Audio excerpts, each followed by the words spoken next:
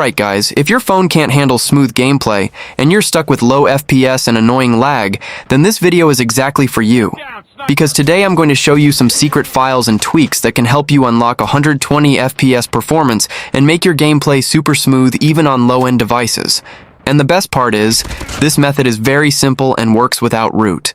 So make sure you watch this video till the end and don't skip any step, otherwise the trick might not work properly. Now without wasting any more time, let's jump straight into the video. Alright guys, so without wasting any time, let's jump straight into the video.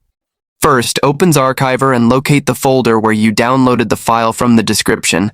Once you find it, simply extract the file, and after extracting you'll see 3 applications inside the folder. Now install the first 2 applications. The installation will take only a second. After that, you will see another file called gameoptimizer.so.config. Simply copy this file and paste it into the Android folder to enable the 120 FPS optimization. See this step carefully because many users skip the video and they get issue during application of the method, so watch it carefully without skipping any part.